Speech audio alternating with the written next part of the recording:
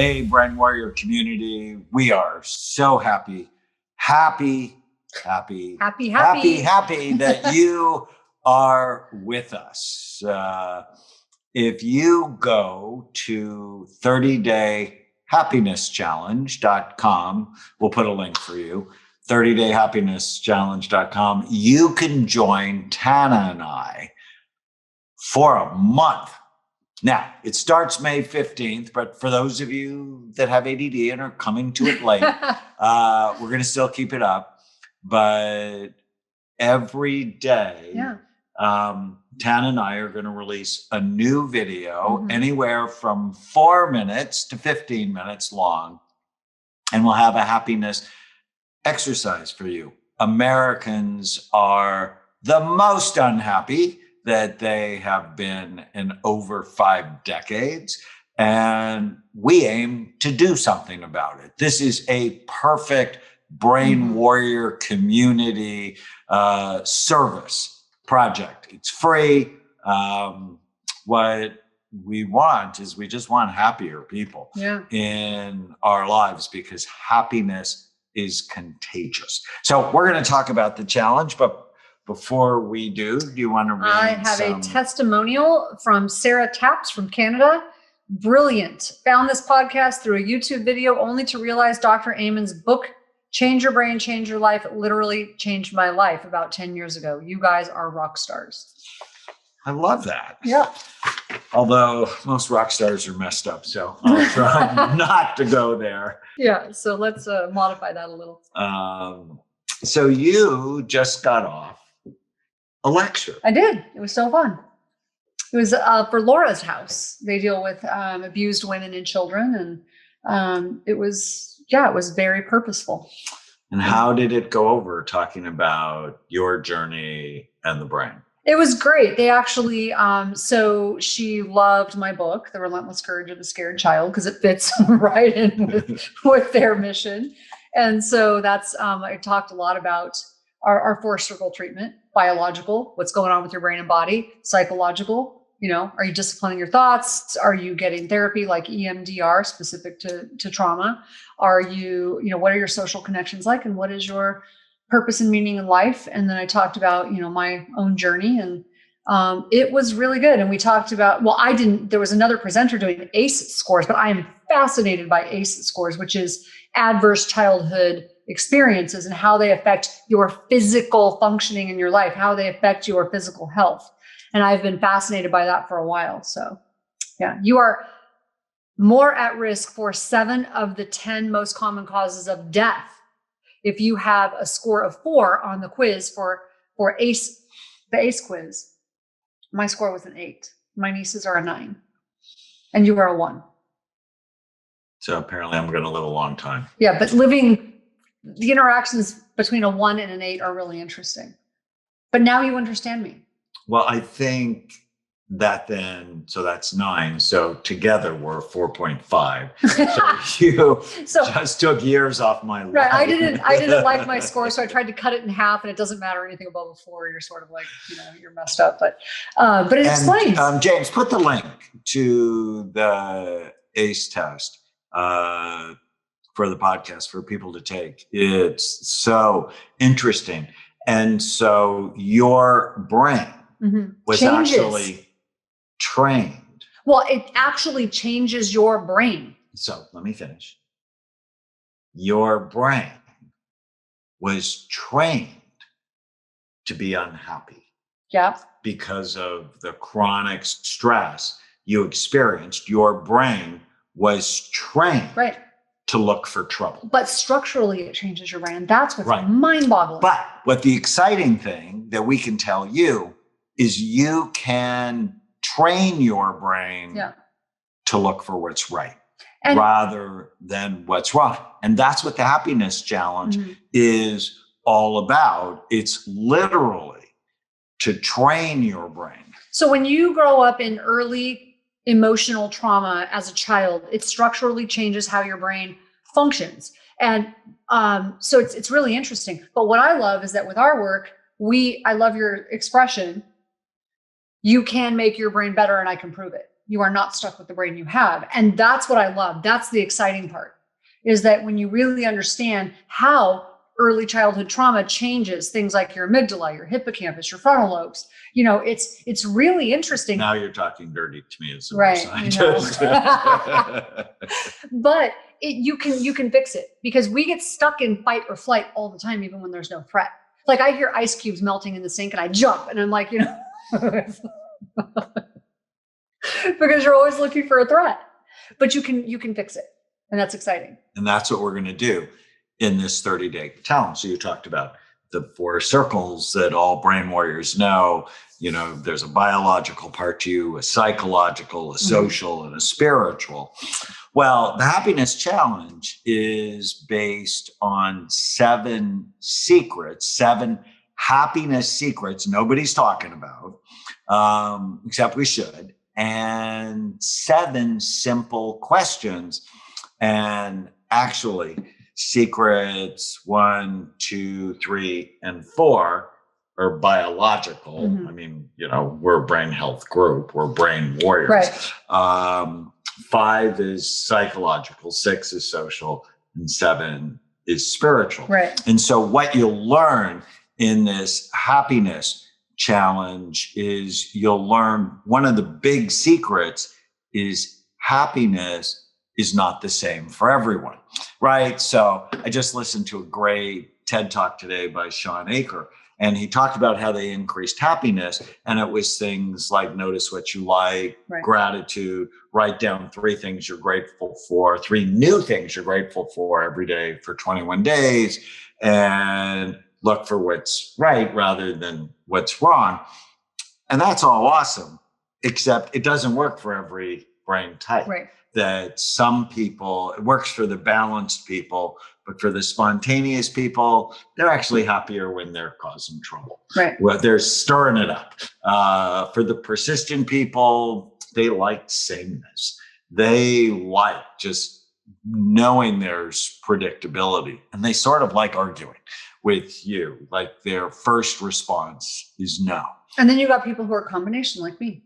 And then there's sensitive people who are deeply feeling and empathic, but can be negative. And they're anxious people. We call them cautious. And yes, there are lots of combinations. And so we'll have people go to the brain health assessment, know their brain type and how to help it. And so the question is, am I doing something today that makes me uniquely happy based on my brain? The second one's actually the foundation of happiness. It's the physical functioning of your brain. And none of the happiness gurus talk about that, right? I did a study on 500 patients at Amen clinics using the Oxford Happiness Questionnaire. Did you ever take that? No.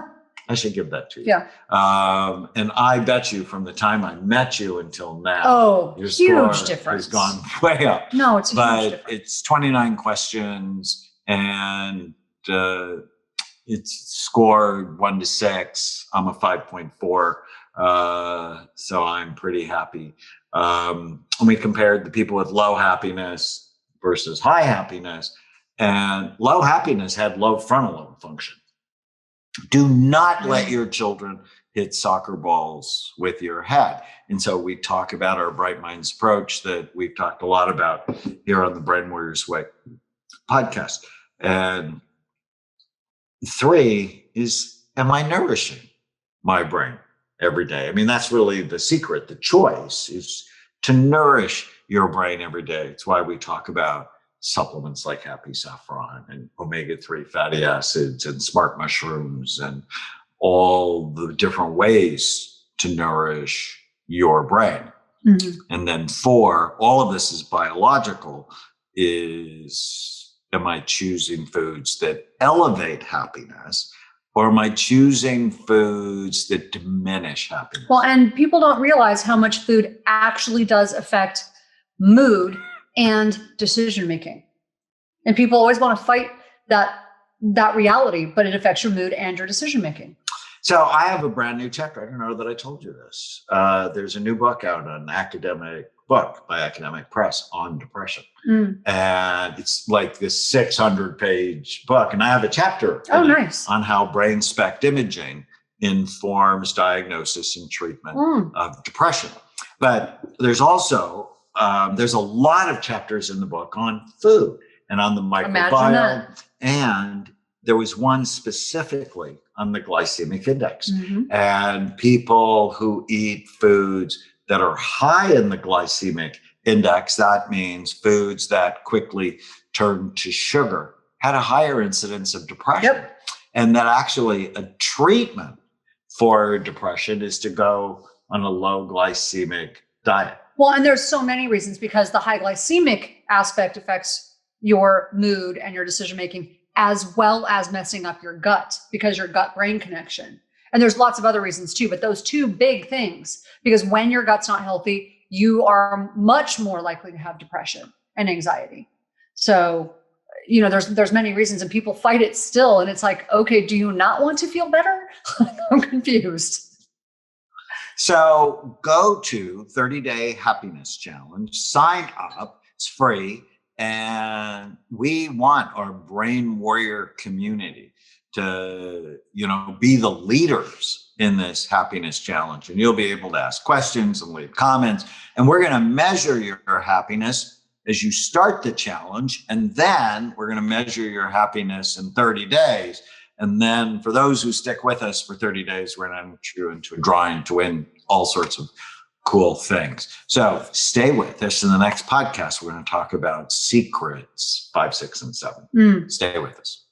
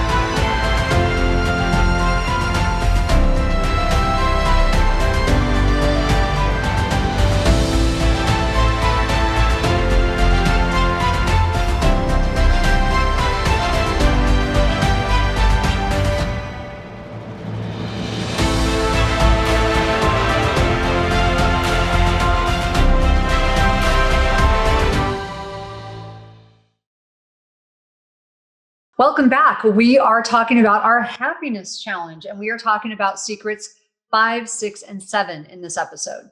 So, but I have testimonials. Yes. I actually am going to read a couple. Yeah. I mean, why the heck not? It makes you happy. From Gabe Guy from the United States. Enjoy your encouragement for health. Great. I love that. Short and sweet. And then from Future Rach, favorite podcast. I've come to love Dr. Daniel and Tana Amen. They share a wealth of free knowledge in easy to listen to and digestible episodes. I love the sound of their voices, and I love their willingness to help me. Thank you. That's Rachel Miller, 20 years young. So sweet. I love when young people listen. So much. All right. So happiness is a moral obligation. I read that. I never thought of it like that. Yeah, it's interesting. You know, growing up Roman Catholic, I'm a fan of God and religions, and you know, it could be a long discussion, but I'm a fan. Yeah, we don't need to do that. But I'm a fan. But I grew up with a fair amount of guilt and shame and fear of retaliation and punishment. I mean, hell lived in my house. I remember I was 6 years old. I've told this story before. And I told a lie, or at least somebody thought I told a lie. My mother thought I told a lie. And she started to cry. And you never want to make your mother cry. She started to cry and she said, I never thought I would have a son who's going to hell. That's so awful. That is so awful. And I love my mother, but my goodness. And so the idea that one should seek happiness, right, as opposed to freedom from fire and retribution, it just didn't live in my house, right? You're always trying to stay out of trouble as opposed to going toward happiness. Yeah, I remember having a conversation because we intentionally are psychologically more savvy, right? So I had a conversation with my daughter. I think she was like 14 or 15, and she did something, and we're very, very close. And so she came and talked to me, and she's like, do you think I'm going, she's very intense. But she came to me and she's like, do you think I'm going to be damaged now? And I mean, I'm trying to suppress a laugh, but rather than getting into this conversation, yes or no, I just looked at her and I go, do you want to be? And she was like, what? I go, do you want to be more damaged because of this? She was like, well, of course not. I go, then don't be. So what do you need to do to not be damaged because of this? You know, it's like, do you want to be? And so we were able to then have a conversation about what to do for her to open her mind, to make the choice to not be damaged. Yesterday was the last day of the past. And you can choose to drag it along with you. You can choose to sort of let it go. Right. And I choose not to take sort of the guilt, fire, retribution with me, but yet I choose to take the good things with me, the connection, the morality, the ethics, the goodness in my religion and in my life. Now we're talking about the happiness challenge. The happiness challenge is 30 days. Go to 30dayhappinesschallenge.com, sign up free.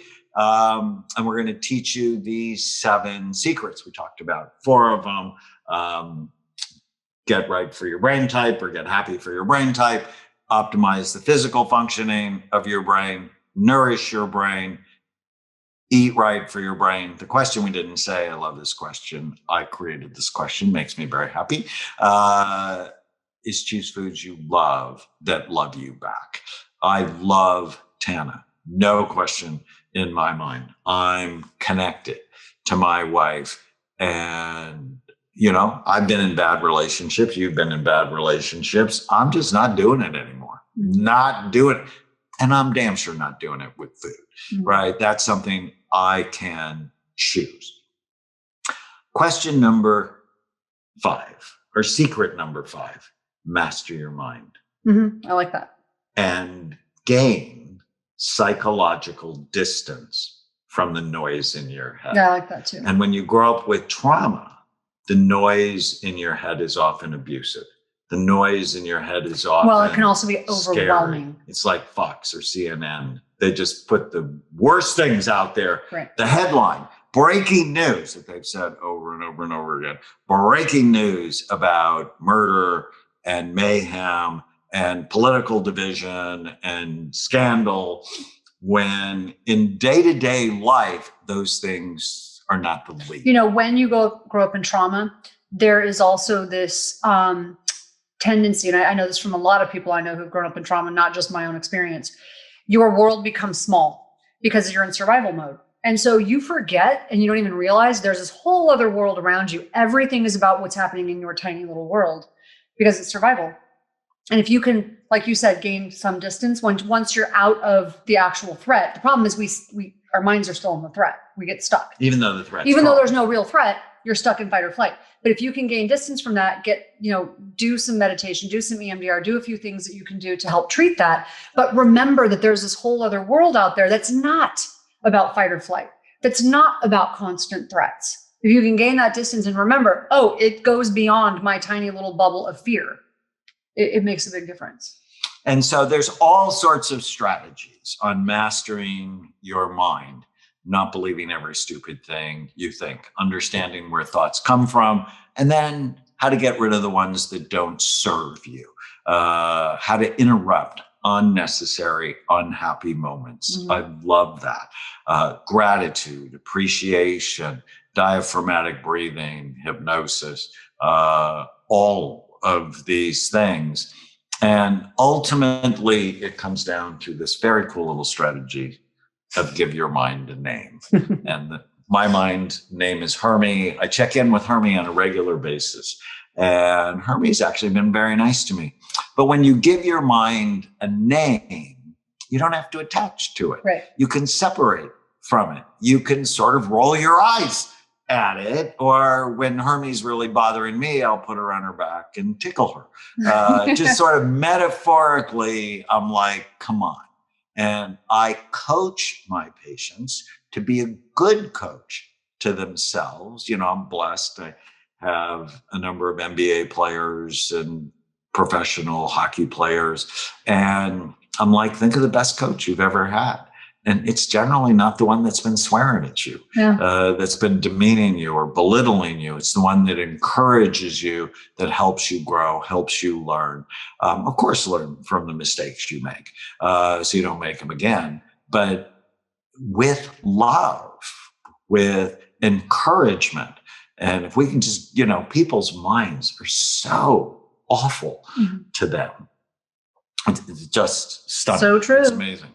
So that is secret number 5. Secret number 6, notice what you like about other people more than what you don't. Within acceptable boundaries, but you are powerful. And when you notice, I mean, you are so manipulative. Me? Oh my God. You notice and reinforce when I make your cappuccino in the morning. Of course. And you notice my and smoothie and my hot chocolate. And so every day I'm making your cappuccino, your smoothie, your hot chocolate. I was just being nice. I didn't think I was being manipulative. But if you notice what you like more than what you don't like. Oh, by the way, you're manipulative too then. Absolutely. Yeah. I get what I want. Yes, there are lots of things you notice that you get what you want. It's so powerful. And I'll talk to you about why I collect penguins. And then secret number 7 is live each day based on clearly defined values, purpose, and goals in those 4 circles. And we'll give you an exercise for it. And the question, super simple, like all of these are super simple. It's like, does it fit? Does my behavior today fit the goals I have for my life? And so none of this is going to be hard. We want you to join us for the challenge. Already 13,000 people have signed up. We're so excited. It's just like a whole city we're going to get. And we're grateful for you. If you learned something during this podcast, please write it down. Take a picture of it, post it on any of your social media sites. We're trying to grow our Brain Warrior community, and we would dearly love your help. You can also go to brainwarriorswaypodcast.com, leave us a comment, question, or review. And if we read it on the air, we'll enter you into a drawing to win a signed copy of The Relentless Courage of a Scared Child, or my new book, Your Brain is Always Listening. Stay with us.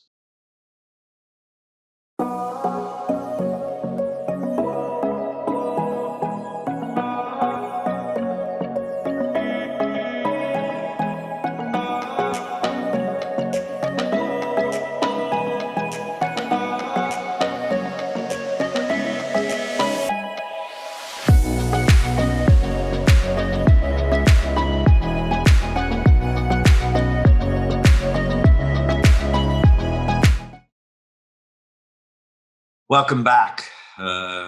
We're in Happiness Challenge Week, Happy Brain Challenge Week, because ultimately we're going to help you get your brain, your mind, your relationships, and your deepest sense of meaning and purpose right.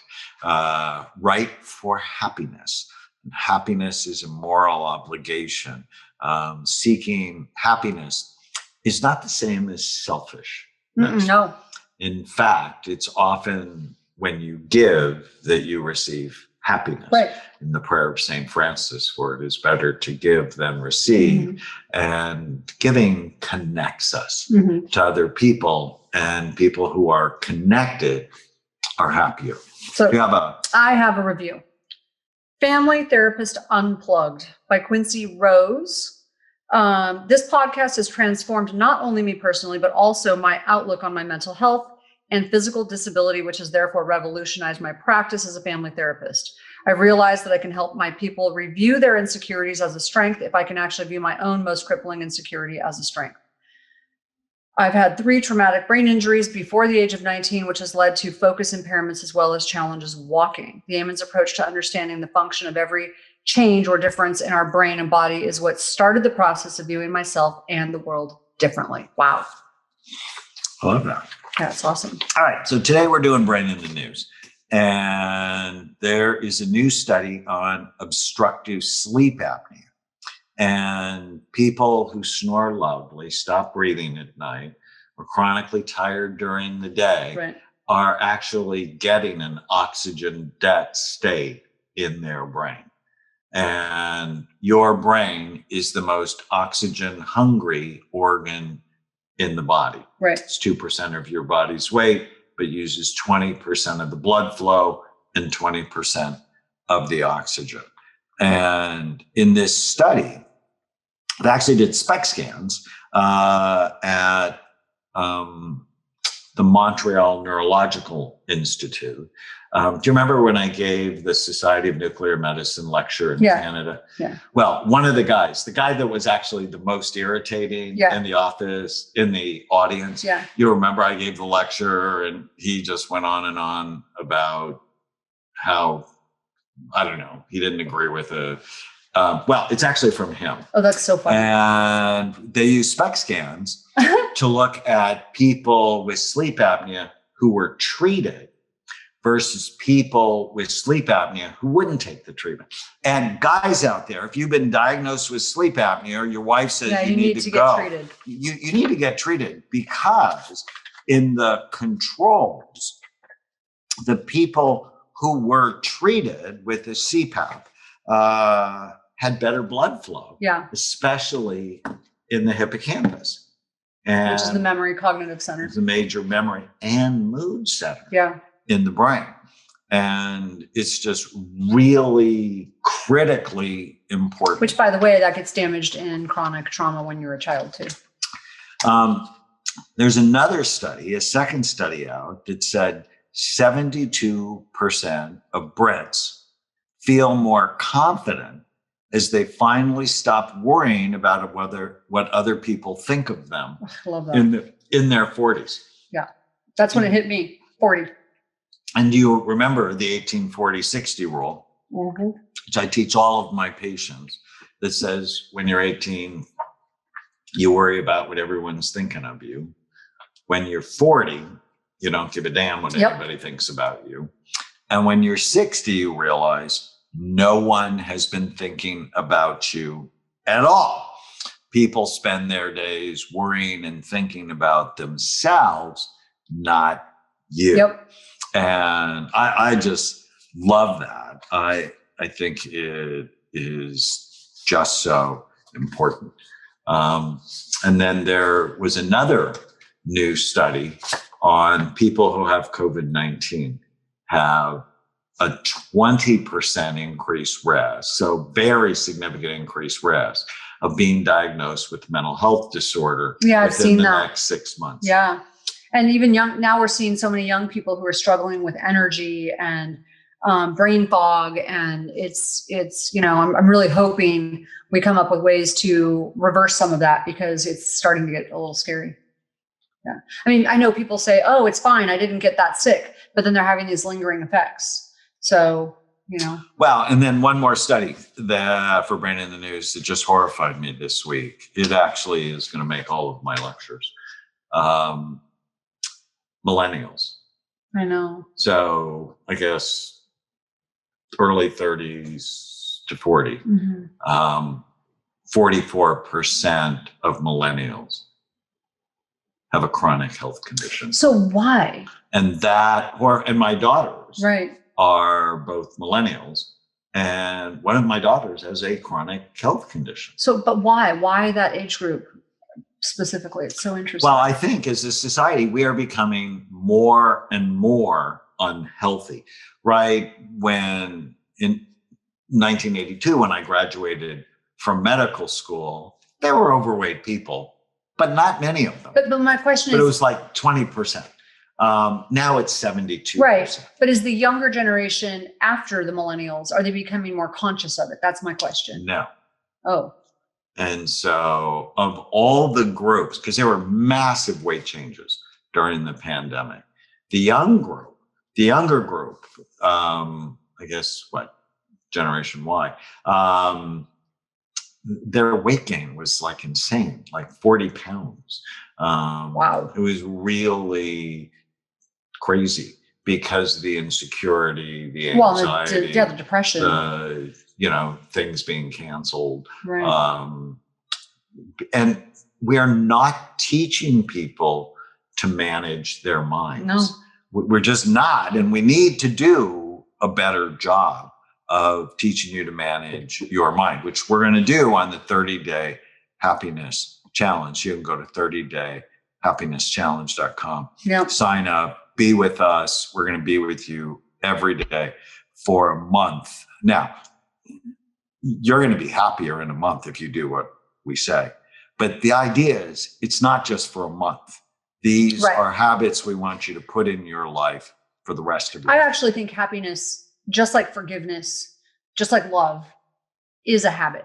I actually think it's a habit as much as it is anything else. Yes, there's the brain component to it. Yes, there's all of those things, but it's something you have to practice. So forgiveness, people are like, well, I don't feel forgiving. They don't deserve it. Okay. You got to practice it daily. There are many people I don't feel like forgiving, but I have to practice it on a daily basis.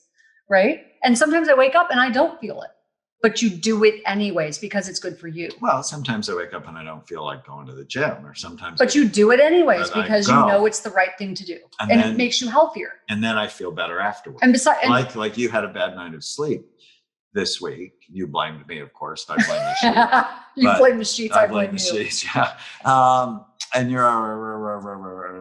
and then you went because that's your. I didn't want to go, right? And afterwards you go, oh, I felt so much better. Right. And so when I wake up and I don't feel like forgiving someone, and I'm angry at them, I stop myself now. I didn't used to. I stop myself now and I say, you know what? This isn't good for me. This isn't good for me. And so I do the practice of forgiveness. When I don't feel loving, so what? You act loving because it's good for your relationship. When you don't feel happy, guess what? When you behave that way, it's not good for your physical health. It's a practice as much as it is anything. So love is a practice. Forgiveness is a practice. Happiness is a practice. Happiness is a practice. And, I've been thinking about how pleasure is the enemy of happiness. Because you get caught up. Engage too much in it, you develop this thing we'll talk about, become envious, hedonic adaptation, where you actually wear out the pleasure centers in your brain. And that's one thing we've stopped ourselves and become fairly good at is stepping back and going, we find ourselves, if that happens, we step back and we go, do we really need this? Like, do we really need this? And you have to stop yourself and go, how important is this? How necessary is this? Because you have to do that. Like, why am I doing this? When we come back, we're going to answer your questions. So what did you learn about sleep apnea or millennials? Or when you're 40, you don't have to worry about what everybody's thinking of you. Write it down, post it on any of your social media sites, # Brain Warriors Way podcast. Go to brainwarriorswaypodcast.com, leave us a comment, question, or review, and we'll enter you into a drawing to win one of our books. Stay with us. You're in a war for the health of your brain. Hi, I'm Dr. Daniel Amen, founder of Amen Clinics and Amen University. My wife Tana and I created the Brain Warriors Way course. It's 26 hours of content where we walk you through how to have a better brain and a better life. If you want to survive and thrive, You have to become a brain warrior. Welcome back. We are talking about our happiness challenge this week. And in this episode, we're answering your questions about happiness. So let's jump into happiness.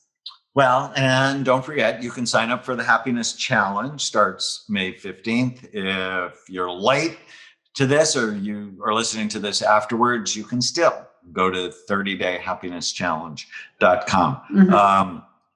So question number one, what does happiness mean to you? To me? You're asking me? So quite honestly, I think happiness is about being able to manage my mind. After growing up in chronic chaos and trauma and having chronic illnesses, feeling like you've lost control, it's really I've learned to realize you cannot control what happens around you. The pandemic taught us you cannot control what happens around you, but being able to control your mind is the most important thing to me. So being able to do EMDR, figure out how to process trauma and do meditation and be able to control and settle myself. That is, and have a connection to God. Well, and if you think about it in the four circles, at least for me, happiness is about feeling energy, right, and being without pain. It's optimizing. Right. So it's strength, it's cognitive clarity, it's energy from a psychological standpoint. It's not believing everything. Right. I think it's focusing what I love about my life. Because, before I go to bed at night, I always go, what went well, and always have great. I was thinking if I really wanted to be unhappy, I would go to bed every night and focus on what went wrong today. And not get enough But that's sleep. what most people do because they don't have cognitive training or mental training. And they don't have discipline. And they don't have the discipline to direct their minds before bed at such a very important time as sleep. And then socially, being happy is when we're happy and when I feel the most connected to the kids. And even when my kids are struggling, I'm not unhappy. I love them and I want them to figure it out, and I'm there to be helpful to them, but I can't allow their happiness to control mine, because then I'm always going to be unbalanced. Exactly. Especially if you have a big family. And then spiritually, it's, am I doing something meaningful to make a difference in the lives of other people? Right. And I know this is going to sound really morbid and it's going to sound like the opposite of happiness, but it actually lends to my happiness. Getting cancer at 23 and sort of losing what I thought led to my happiness led me to realize we're all going to die. So happiness can't be based on what happens to me here and now. It's got to be based on something much bigger than that. And so I think that's why my connection to God and something that is bigger than me is important. So my meaning and purpose in life, the legacy I leave, is one of the things that lends to my happiness. Another question is, how can I maintain joy when my hormones fluctuate all month long? Get your hormones fixed. No, I'm kidding. Sort of. Yeah. So, not everybody can. So let's just have this conversation. Not everyone can, because they've got certain health conditions that make it to where they can't do hormone therapy. So if you can't do that, for me, I get my hormones balanced because it's a must. But not everyone can do that. We're huge fans of it if you can, and if you can't. You're talking about bioidentical hormone optimization. Yeah. And there are some people, though, if you've had breast cancer or you've had whatever it is. Right. But if you can't, then you do everything else right. You do everything else right. Make sure it's like you if you're going to play football. It's like, well, if you're going to do a brain damaging sport, you should be doing everything else. Because when your diet's not right, you actually affect your hormones in a negative way. When you're under stress, you affect your hormones in a negative way. So getting the other things right becomes critically important. Another question is, I can't be happy without SSRIs, but they keep me away from extreme depression and anxiety. Thoughts about that? Well, you're the doctor. I think for the right person, for some people, maybe they're helpful. For me, they were the wrong medication. They almost ruined my life. You have to balance your medications or balance your supplements to your brain type. It's going to be a big thing we talk about in the Happiness Challenge, is everybody's brain is different. Right. And so knowing what makes you uniquely happy. And so for the people who really struggle with depression, if they're worried, rigid, inflexible. If things don't go their way, they get upset. SSRIs can be really helpful. But if they struggle with depression and it's really brain fog and low energy and low motivation, That's what me. SSRIs can be a disaster. Because what we see on scans is people who have the worried depression, they have busy frontal lobes, and SSRIs calm them down. People who have the low energy depression often have decreases in their brain, and SSRIs decrease it further, which can disinhibit them. Yeah, it was a disaster for me. It made me feel numb. I wasn't depressed, but I was numb, and it made me dangerously impulsive. So I think it's really important to understand that if you're on the right ones or not. And if you're wanting to get off of them, please do it with the help of a medical professional. Do not do it by yourself. And this final question I really love is, how do you make happiness long lasting? I think I mentioned this in the last one. For my opinion on this is you make it a practice. You do it as a daily practice. You are committed to it. Just like love, just like forgiveness. You make it a daily, just like health. hygiene. Right. Just like your gums. Right. If you don't brush your teeth and floss your gums every day, you're going to end up with gum disease. And happiness is sort of like mental floss, if you will. And I get frustrated with some of my patients. I give them great strategies and they try them once and then they don't try them again. Right. And then they go, well, it didn't help me. And it's just so frustrating. It's like, do you lift a weight one time and then go, oh, it didn't make me stronger? It's silly. Or if you're 50 pounds overweight on Monday. Right. Do you eat healthy one day? And you have a salad. Right. Monday. And you have lunch. A donut on Tuesday. And then on Friday, you're frustrated because you're not trim. Right. It's ridiculous. Right. Right. I mean, it's literally going to take you a year. It's a daily practice. Of doing the right thing that will change your brain and your body. And so we're going to give you 30 days of a happiness challenge, but we want you to put these habits in your life for the rest of your life. But there's one more thing, and that is when something majorly changes in your life, it's really important to always go back and reassess. So if you're feeling unhappy, go back and reassess the 4 circles again. Biology, what's going on? Are your hormones shifting? Do you have a thyroid condition? Did you hit your head recently? Reassess, the psychology, the psychological circle. Am I disciplining my mind? Is there something else happening? Did I go through a recent trauma? Reassess the social circle. Is something happening in my social life, in my family or whatever that's causing that? And reassess your spiritual circle. What's giving your life meaning and purpose? So if I'm feeling unhappy, I immediately start looking at why, because chances are I need to fix something. You're so smart. I like just sitting here hanging out with you. That makes me happy. You are going to be with me on almost half of the happiness videos. I'm very thrilled about that. We hope you love it. Send it to all of your friends. Research suggests that if you do it with a partner, you will double your improvement. How exciting is that? And we will look forward to talking to you soon. Thank you for being part of the Brain Warriors Way community. Share the Brain Warriors Way podcast with those you care about. Also, leave us a comment, question, or review at brainwarriorswaypodcast.com. If you're enjoying the Brain Warriors Way podcast, please don't forget to subscribe so you'll always know when there's a new episode. And while you're at it, feel free to give us a review or 5-star rating, as that helps others find the podcast.